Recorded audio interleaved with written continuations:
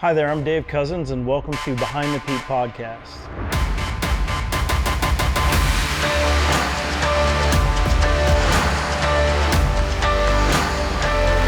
When I was 12 in the jungle, I hunted with some of the natives, and we came out with just about more than what we could carry. They asked that I not be allowed to hunt anymore. You showed up the home team.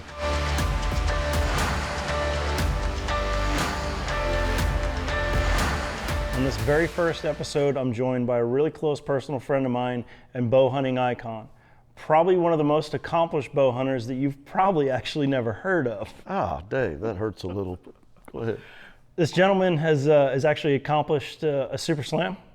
He's one of the first 8 men to accomplish that feat. He's poised on the verge of his second one, and he's probably one of the most humble and well-respected guys that I've had the pleasure of taking the field with, both in competition and a field hunting, pursuing game. But good close personal friend of mine, Darren Collins. Darren, welcome to the podcast. Thanks, Dave. That was an extremely nice intro. I think I'm tearing up a little bit, but You're just sunburnt. no, that's it. It's a little warm down here. So Darren, tell me a little bit about your,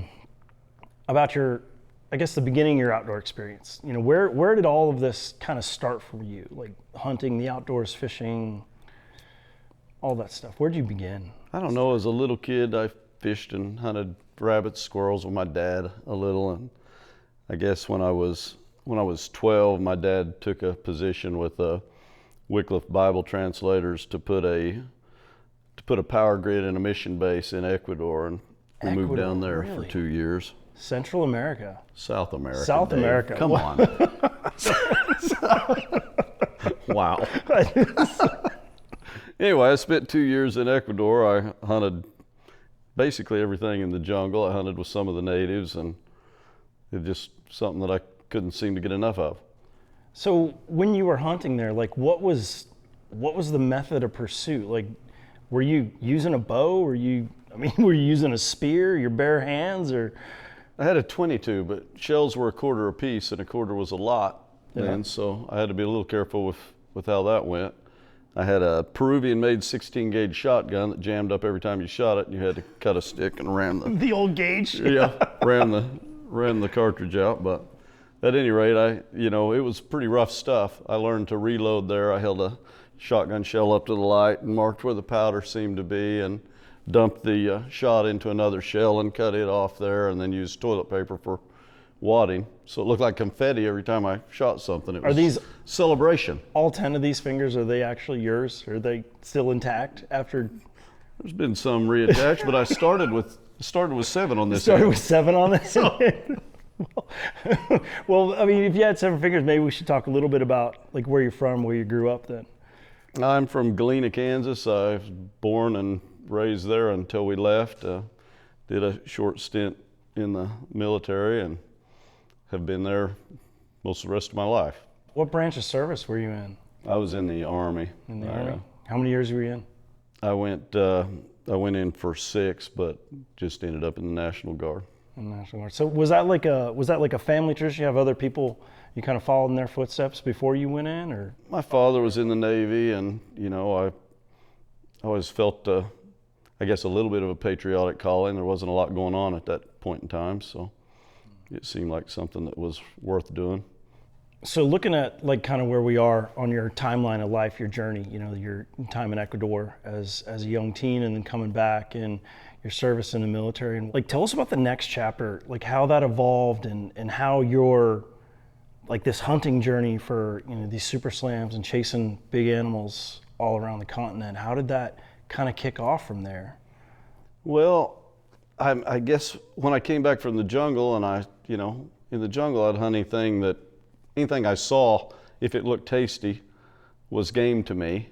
I mean, it's a little bit exciting. There were things that I run into that were dangerous, and it was come back here to squirrel and rabbit hunting seemed a little boring. So I guess that's probably where I picked up the bow. I thought getting close and personal would be a little bit more exciting than maybe what I had what I was doing with a 22 on rabbits or squirrels. So I think that's where the bow hunting started. I got a job fletching arrows in an archery shop, and got to meet some of the people from archery and. Well, the vanes stick, did they? The Evolved feathers, from did they stay on? I'd like to say that mine did. We may have had some returns. I don't know. It's been a long time ago. The way I remember it, they were perfectly fledged arrows. I mean, there's a little bit of an inside joke there. Yeah, right? I know. Between you and I. Yeah. Well, you never learned to fletch arrows. I did. I understand. You understand now. Well, you also never learned to pull arrows. You're not supposed to grab the colored part on the back and yank on that. You should be able to, You should be Dave. able to. Doesn't mean you should. Good gracious, we've had this conversation 10 times. We don't need to have it here. Well, maybe this is the last time we have to have it, and you'll realize you don't pull on them by the fletching. Maybe you'll realize you can learn to put vanes on properly. I guess we're going to agree to disagree on this point. But I want to dive back to your time in the jungle a little bit, because there's a fact that I know that probably no one or not many viewers know about this, but they had a bit of a nickname for you. A nickname? A nickname that kind of alluded to your, they felt that you weren't exactly like the rest of us. You had a certain set of skills or a way about you. They thought you were. Well, at the end of my time there was a situation that arose with. We lived with more civilized natives on the particular base that I was on, and I think their hunting skills had maybe eroded over time with civilization kicking in, but they still prided themselves to be some kind of fantastic outdoorsman. And in one incident, I had apparently followed a group of native hunters into a trail system into the jungle, and I took another kid with me. Like I said, I believe I was 13 or I was 14, I guess, at the time, and he was a year younger than me, and we came out with just about more than what we could carry, and the native group had not done very well. And you showed up the home team. A little bit. In their traditions, there had to be something wrong with that, so they, got with the people from the mission base there and asked that I not be allowed to hunt anymore, and it even got rumored that I may be a shaman or a witch doctor of some type. Rumored that some sort of spiritual connection just with because the of those abilities. Obviously, that goes against the ideas and the principles that we were trying to teach them. So yeah, it got a little bit weird, but we were at the end of our stint, so it didn't turn into too big a mess. But it was going to be a problem if I couldn't hunt, because it's all I wanted to do. So is your quest for North American big game and your pursuit of the outdoors and bow hunting, do you feel that your ability as an actual shaman or witch doctor is giving you an unfair advantage? I never really played up on that. I mean, yeah, there's some weird rituals. You've been involved with a few of them. I mean, whoa. Hey, you shot an antelope at 31 yards on a spot and stock hunt. I mean, nobody does that. Honestly, I think you perpetuated a myth to me that I should be prepared for, really long shots, and it's Western game and it's wide open. Like if you can get a shot at 60, it's going to be great, but prepare for 80, and if it's the last day, you better be bombing at 100. And you set me up at 34 yards. We moved up, though, if you'll recall. 31-yard shot, for crying out loud. We never left side of the truck the whole week. That's the best, most efficient way to antelope. Is that how hunt, it's done? okay? Well, I mean, see, I'm here with an expert, so so tell me more about this quest for your Super Slam, because were you like the eighth or ninth guy to do it? I was the eighth person to do it, which was cool. I mean, I actually, in that, kind of those 8 guys got more attention than, unfortunately, most of the guys that have done it since. It's been done to death now. It's not an undoable feat, but obviously the guys that did it before me were, pioneers. Anytime something's never been done, once it gets done, it's easier to do again. So, I mean, I had guys that, I idolized that were ahead of me, and I saw what they were doing and what they had done, and I don't know at what point exactly. I mean, I shot a grizzly bear on a hunt that was going bad, and I had a grizzly bear tag on a trophy fee, but I mean, they knew nothing about bow hunting and nothing about, I mean, honestly, I don't believe my guide thought a bow would kill a grizzly bear. So basically we found a bear, and I snuck up on it, and he stayed back to tell everybody what happened to me. And I killed the grizzly bear, and that was probably the catalyst, that started the, I thought, well, man, if I can max out my credit card, every year on a hunt, I'll have it paid down by the next year, and I can do it again. So I just started kind of picking away at the animals just one at a time. But like I said, I believe that the almost accidental grizzly bear was probably the catalyst that fired all of that off. So, well, so like at that point, the grizzly bear being the tipping point of it, like how many animals were you into it? Oh, I had shot, whitetail, antelope, mule deer. I don't know that I'd shot anything besides those at that point in time. So it was from that early point, on in it. From that point, I started hunting an animal or two, or sometimes 3 or 4 a year, and just kind of picked my way through. It didn't seem like an attainable goal to me then, really, but it was something to shoot for, and it just became a quest that I was blessed and fortunate enough to be able to get through. Would you say that your focus was more on the process or more on the goal? I'd say in the end, it was mainly the goal, but understand, I love to hunt anything. You're likely to ask me what's my favorite animal to hunt, and it's always whatever I have a tag in my pocket for. It doesn't matter. We're hunting hogs here, and I love it. It's a blast for me. That leads me to believe that maybe your passion really is the process of it all. Okay, you've got me stumped. I don't know. Okay, we'll go with that. I'm not saying I'm good at this, but you're a psychologist. Where are we going? I'm a few credits short of my master's, but I could fake it. Yeah. Okay, I'll go with the process. And I want to redo my answer on that. Let me just jump around topics just for a second, a little bit. Can you remember back to like what your first, not stick and a string built in the backyard bow was, but what was like your first real bow? Dave, we've been over this. I'm 57 years old. I can barely remember my name. So like, everybody remembers their first, Darren. Okay, I was actually selling, I don't know what they were for, but selling tickets, and we walked into a home that a person my mother knew, and there was just one of the old fiberglass, got the little plastic handle in the middle, bow sitting there, and I was taken with it. My mother asked about it, and the gal said, well, he's free to take it if he likes. My son doesn't use it anymore, so I think it ended up with a tied string on it and shooting arrows straight up in the air and seeing if I could run away fast enough to not get hit, that kind of thing. But so thanks to the good grace and kindness of what would be basically a neighbor. I remember the house. I wish I remembered who the person was. I really do. But that's kind of, I guess, where it all started. So somebody passing the heritage on to you. But within that, what was the first game animal you took with you? A big game animal you took with a bow? A white-tailed doe. So, tell me a little bit more about that. Just jump out of the truck and shoot it on the side of the road? Or no, it had been hit by a car. It was an injured white-tailed doe, and I snuck it down and finished it off. Pretty proud of myself. I honestly don't know how to respond to that.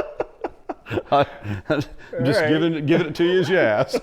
I appreciate that. I appreciate that. All right. Do we need to cut here? Are you all right? No, this is gold. This is gold. You honestly caught me flat-footed. I've got better from there, but that's the way it happened. I don't know what to do about that. I was told of a doe that got hit with a car, and they didn't want it to suffer, so I went to see if I could find it, and I was able to track it down, and I had to dispatch it. So there you go. Did you keep it? I did. You did? Oh yeah. Oh, there you go. Well, I killed it, didn't I? It's like, yes. Okay. All right. Moving on.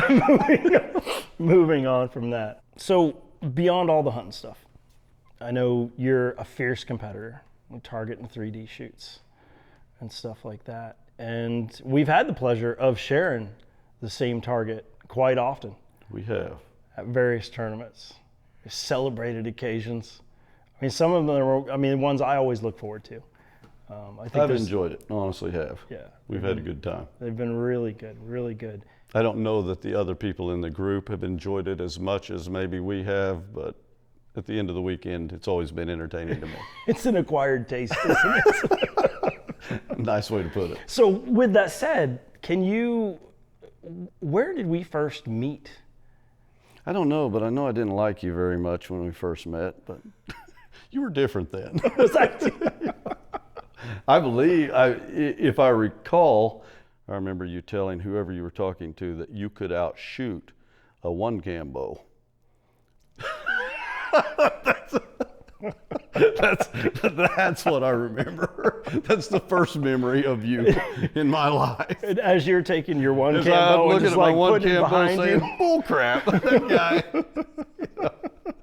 This podcast is about your accomplishments, not my shortcomings. This may honestly be the one and only time that I was able to slip by you, but you know, it only takes once. Yeah, I remember the I'll Great cherish Outdoor Games when they first started. We shot that thing. We went up. It was like somewhere in New York. We went, wasn't it? Like Lake Placid. Lake It was Placid. in Lake Placid where it started. Yeah. Yeah, that's pretty cool. Yeah, And that's been a while back too. that was a minute ago. Yeah, you seemed stumped on my age. Well, holy cow, bud, you're not a spring chicken yourself. Oh no, I'm closer to 50 now than I am 40. But Oh, that sucks for me again. yeah, just another handful of years. If you live long enough, I'll be shooting against you. I'll have retired by then. I'll just be hunting. You've been saying you're going to retire for a long time now. Is there any truth to those rumors? No, you retire from competition? Man, I love the people. I mean, it's refreshing in this day and age, and I mean, I think you know it too, to be around a bunch of like-minded people. There's not that many of us left, so I really enjoy the people at the tournaments. And for me to say that I would ever quit, I may stop shooting professionally, but I think I'll probably always be around the tournaments as long as I'm healthy enough to do it. You know, in Reading, we're going around the course. It's 3 days, like I said, it's a long, long event. And it was years before we ever started talking or alluding to hunting together. Mm-hmm. Yeah. Yeah. No, I don't know how that came up. I think you said, hey, I want you to take me antelope hunting. I think I kind of wore you down more than anything, if I recall, because you were kind of dismissive, like, you know. Well, I think, as I recall, I told you if we can draw a leftover tag, we'll go. And we managed to do that, and it See, what I recall was as we went around the course, you're like, no, I don't think you're cut out to Well, I hunt know that, I said or no think... first. I'm just telling you how we got to this point. Yeah. I mean, But I a do, lot of people to volunteer themselves to go hunting with me. And I'm like, oh, you know, but no. I remember like certain animals like would come up to a mule deer. You're like, no, like That was a month and a half ago. you brought up the mule deer. We come up to an antelope and you're like, oh, I think you could handle an antelope. Exactly. Huh? But I think I had some specific requirements for that. Like, were we going to sleep in a hotel? And Grey Poupon and all that stuff. Well, would there be air conditioning? You know, things like that. Like, you know, how far from the truck do we have to get? As I recall, I brought a tent and we drove 40 miles back and forth to town every night because, well, we needed a motel. Well, you didn't bring 2 tents, so I'm not a big snuggler. Actually, I did bring 2 tents. Did you bring 2 tents? You made me think there was one tent. No, okay. That is not the way it went. You didn't ask. I didn't. You just said, I'm not sleeping in a tent. So we ended up in town. Yeah. We did have a good time. I enjoyed it. So with kind of how we went about that antelope hunt, and I thank you for, you know, rolling out the red carpet and taking me to town to sleep in what might have possibly been the most inexpensive hotel in all of Gillette. Yeah, I have a reputation for that. Yeah. They had a spot for you, just for VIP parking.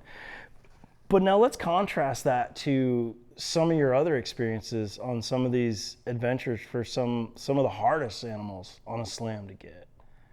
Well, I mean, you know, joking aside, I've always taken hunting very seriously. I mean, kind of a relentless pursuit policy. I don't intend to give up. I mean, they're going to have to close the season on me, or I'm going to have to be disabled somehow before I would leave the task. I mean, there's been some pretty hard hunts that have, pretty well run their course before anything, worked out. But I research what I can. I've kind of lived and breathed this since I was a kid. The guys that, the super slammers, I had met most of them by the time that I completed mine. I mean, I just fed off of their knowledge. I mean, the reason that I've shot professionally is, to meet people like you, to learn from people that are better than me, and the same thing in hunting.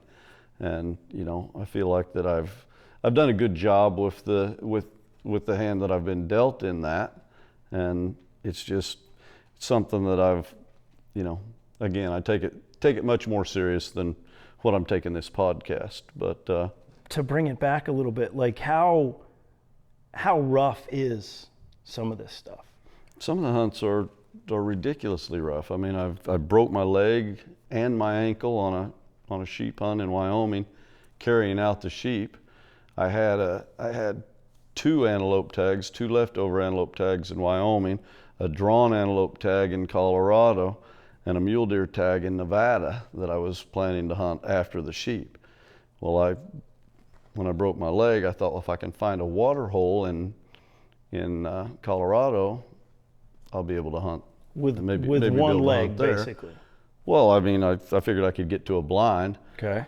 Well, it flooded Colorado just before I got there. It was a 500-year flood that they had there. And so water wasn't an option. I ended up crawling around all over the prairie. I finally got one shot. It wasn't, it was a fairly nice one, but I had found a big one that I just wasn't able to hunt. I wasn't that mobile. Some of the hunts have been pretty tough, but I think everybody that does it runs into those situations, and no one would trade those experiences for anything in most cases.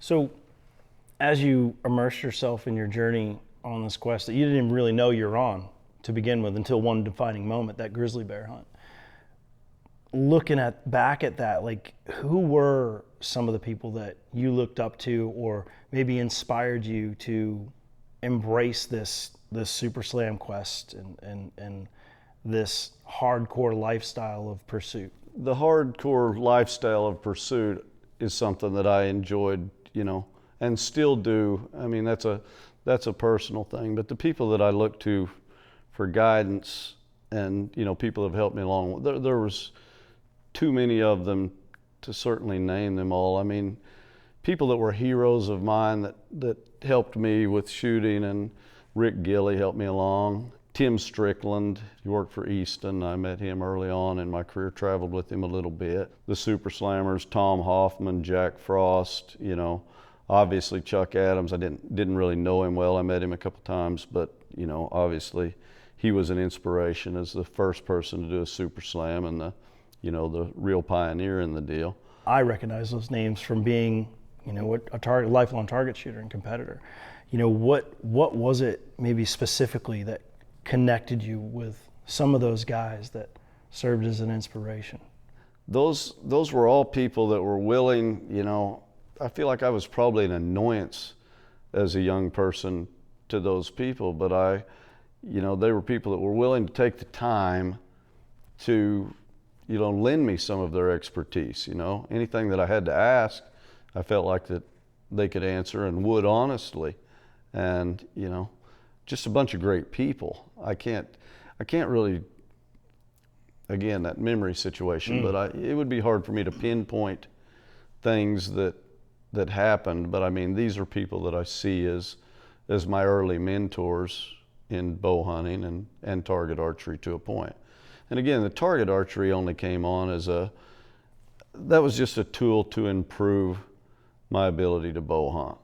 I mean, a lot of my successes came down to the ability to make a shot that maybe people that weren't as experienced in target archery, people that weren't archers wouldn't have been able to make, and that's not a brag. That's what I still try to achieve. I mean, that's my practice. The only thing that will keep a bow in my hand, every day is if I have a tournament coming up, Like the consequences. The consequences of not practicing when you're a target archer can be pretty severe. And they're immediate. We've all seen them. Yeah, they show up right on your scorecard. There's no denying it. For everybody to see. It's even on the internet now. It sucks. Used to you can remember things wrong. So and I see the same thing for going afield, going bow hunting, pursuing an animal, an ethical pursuit. It's good to practice with those consequences. Absolutely. And the other thing that I find with the target archery is obviously the nerves. I mean, the things that you can encounter outside of being in a given situation, and often been asked what's the difference between the nerves on a 180-inch whitetail versus 300 in Vegas. 300 in Vegas, and it's a little different to me. And I'll be honest, the 180-inch whitetail, I'm pretty comfortable if I have a decent opportunity going, because I'm shooting at something that's that big, and if I hit it maybe a little over here, like I said, that follow-up shot may come into play, but it may still work. It may still work, yeah. Easy. But yeah, there's a little difference to all of that, but again, I believe that the target archery has made me a much better bow hunter. You can be the best bow hunter in the world, the best hunter in the world. If you can't finish the deal, there's no point in it. Your success walked away. So. And correct me if I'm wrong here, but you would encourage anyone that's passionate about the pursuit of game to compete? I would encourage anyone to compete. It's a great sport. Look at me, I'm 114 years old and I'm still doing it. So, what else can you do for as long as I've done this? You don't look a day over 112, Cameron. Thank you, Dave. Cameron. Yeah, oh jeez. All right. Couple things. Let's talk about releases a little bit. Handheld release versus a strap or index style release for hunting, and why for you? I honestly believe at this point, we have guys winning tournaments that shoot the way that I tried my whole life not to, because I was trained it was wrong. So at this point, I'd say whatever works for you. For me personally, I'm so boogered up with a condition? With a trigger. Oh, a trigger. Okay. Not a condition. That's not where I was going, Dave. Okay. A trigger. All right. Okay. I can't shoot one long enough. I could probably hunt with one very effectively and would probably prefer to.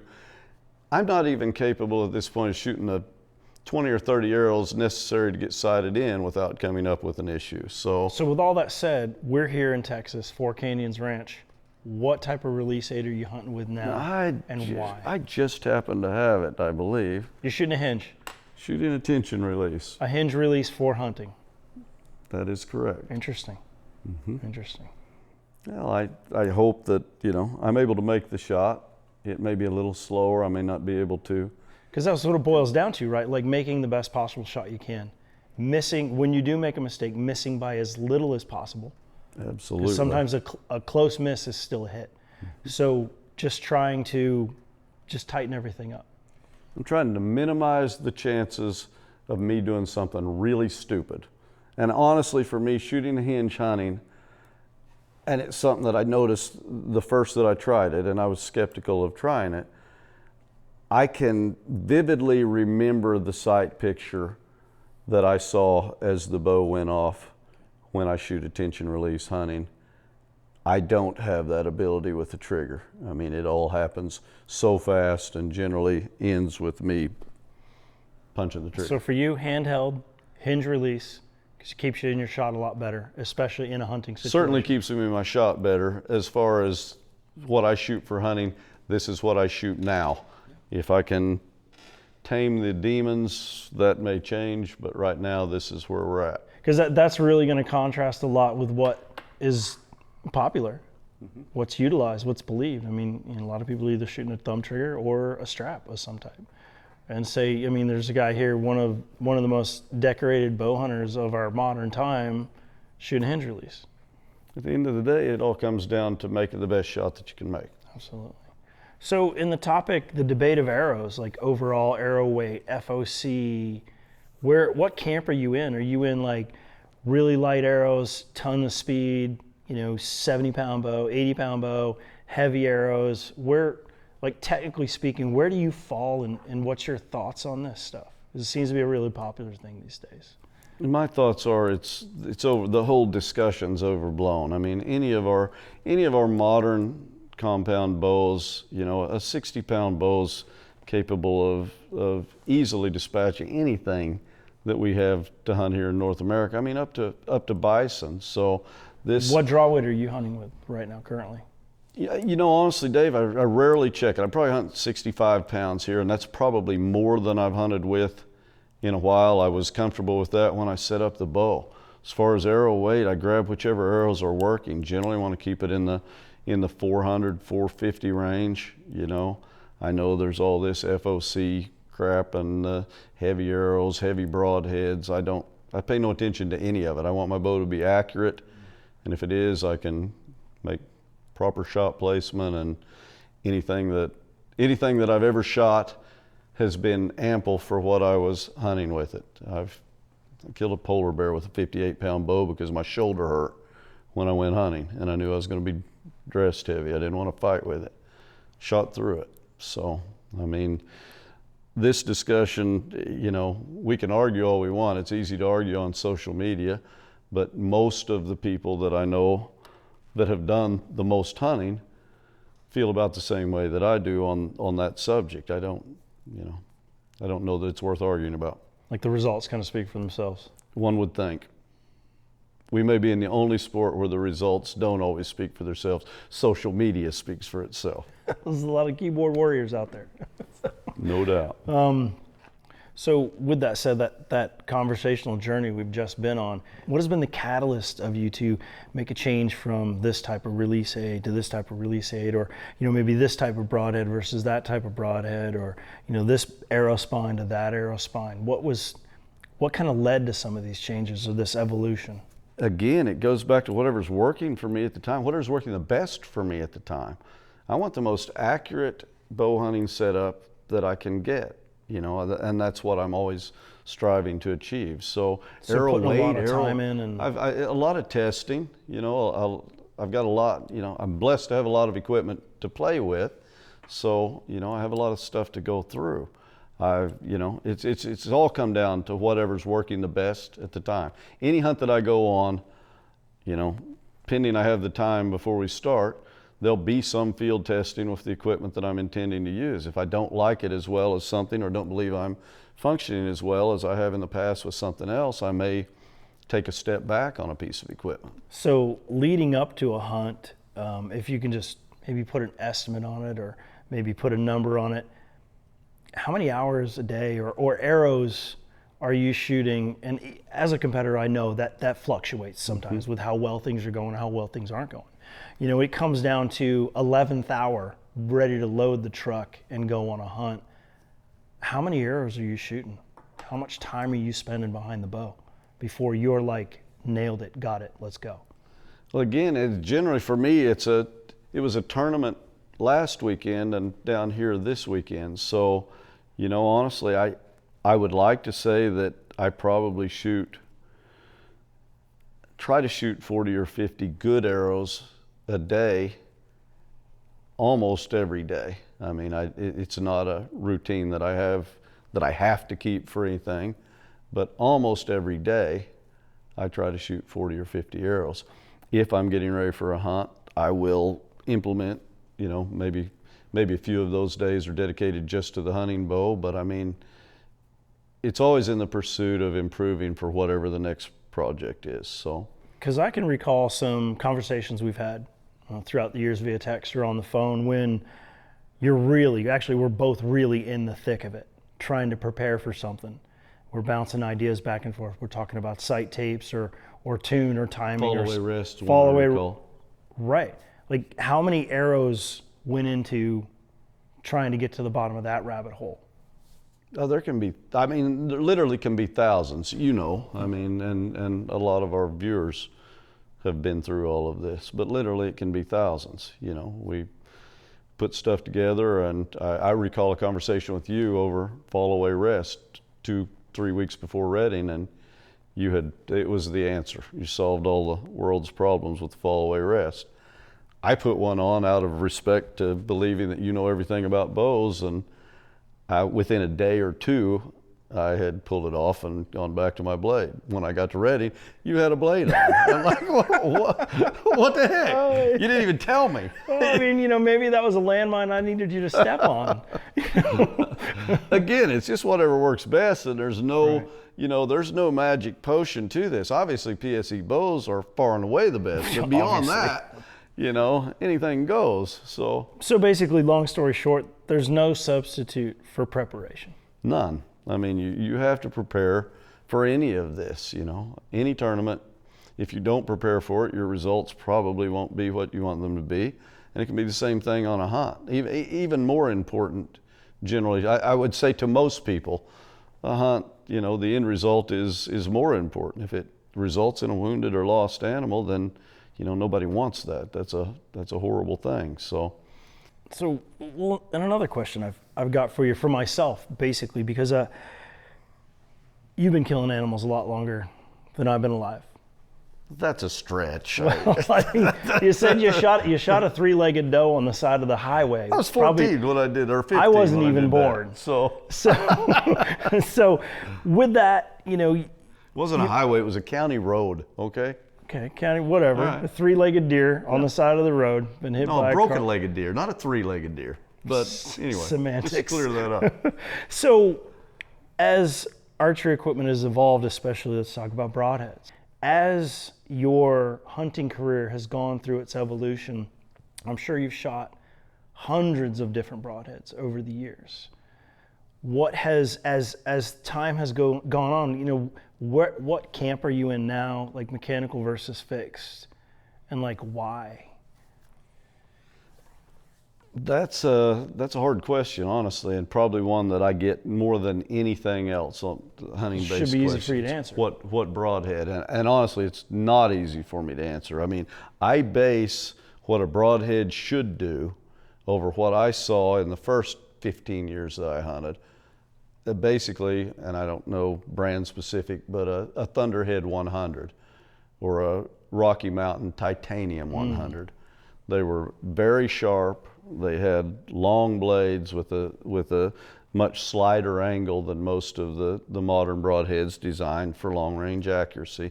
And I mean, you've got to balance what you're getting and what you're giving up with the broadheads. I mean, do you want a big hole in his hind quarter, or do you want a small hole in his chest? So it's like accuracy. Again, it comes down to accuracy to a point, but I do believe that the smaller fixed blade broadheads with the steep blade angles that a lot of guys are shooting now, I don't believe that those will perform to the standard that the older, more sweat black broadheads would. In regards to like lethality?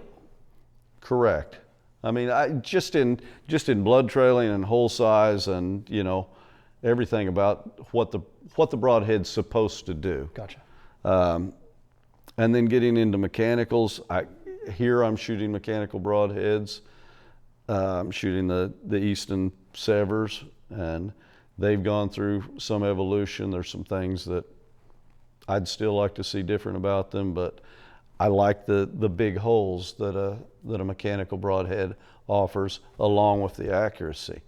I really gave up on the long sweeping heads in the era that we went to skinny arrows, which have less wind drag and long range shots, and have other benefits, penetration benefits, and things that make that a consideration in this debate. So there's an awful lot to consider, and I'm happy to give anybody my opinion that asks, but again, it all goes back to if everything was the same, a broadhead, a fixed broadhead with bleeder blades that can be made to fly, with 100-yard accuracy, would be my choice.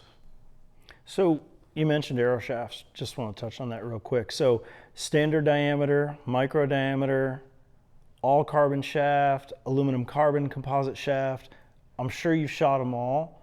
Right now with where technology is, what's your choice? I'm shooting an Axis all carbon arrow here. I believe they're the competition level ones. They're a little bit straighter. I believe in what they give you for flight quality, but it depends on what you're putting on for a broadhead, you know, what you're getting out of that. I'm taking everything that I've researched, everything that I get from the people that I trust for information, and compiling all that information, trying to make the best choice that I can. I don't always know that it is, but again, that's kind of the process. Your word. I knew you were a process guy. Yeah, you see.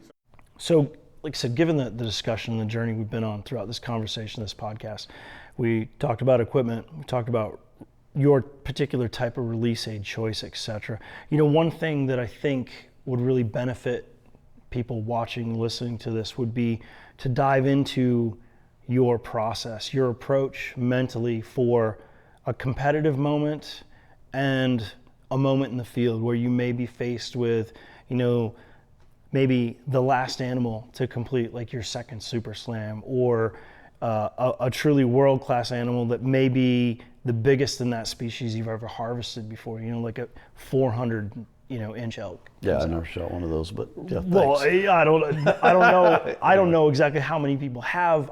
I'm not sure. I certainly haven't. You know, but you know, what's your mental process and approach, not just in that moment, but before you ever get to that moment? With bow hunting, I mean, I've tried to coach people into making a mental process, a mental checklist before you make that shot, just to clear your mind and keep your mind off of the fact that you're about to do something that may be the coolest thing that you think you've ever done. And for me, I mean, I've got a process of always checking the peep. I mean, the first thing that I do when I see an animal that I may be preparing to shoot, I always check the peep. Always check the peep. As far as you ask about tournament archery, crap, man, it's just a bus wreck in my mind. I can't even tell you what I think about. When I think about what I'm thinking about, I don't know what I was thinking about because I'm thinking about what I'm thinking about. But like on the hunting side, yeah, checking your peep, but is there something you go through, like you think, you know, pick a spot?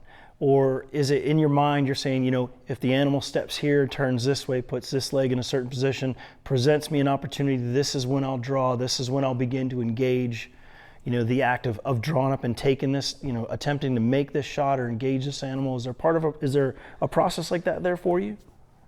I think that's all, honestly, for me, and again, that's something, when I think about things to decide what I'm thinking about at a certain time, it changes what I'm thinking about. But for me, I already saw the opportunity before it gets there. I mean, I've got 13 scenarios that have already played out in my mind how this goes down. I am very confident when I'm hunting animals. All of that goes away when I'm shooting targets. So animals are easy for me, targets are terribly difficult. I've known people that are exactly the opposite on that. So I don't know, I saw you make a pretty good 31-yard shot, but anyway. Yeah, the process for me and the process that I coach is just find things that you need to check with your gear, you know, whether it's the way you hook your release, well, you know, whatever, to take your mind off of what you're doing. But you can visualize that process before it happens. You can make the decisions of where you're going to draw the bow. And then you have to, you know, all of that subject to the situation as it unveils. But anyway, the process for hunting is quite simple for me, and it's always been something that I seem to know when to be able to draw the bow. I mean, it's rare that I would run an animal off with my movement, you know. But again, back to target archery, all that's gone, and like I said, there's no process. It's just a total wreck. So. It's like it's a train derailment in slow motion. A train derailment, a bus wreck. We discussed bus wrecks earlier today. So, yeah. Well, Darren, thank you very much for joining us on this first episode of PSE's Behind the Peep Sight podcast. And I want to thank everyone in our audience. Truly inspirational to have an opportunity to have this somewhat candid discussion with you about, you know, topics that are all very near and dear to us, and share your experience with us. So thank you very much for coming on the episode. Thanks for having me, David. You said this is the first episode?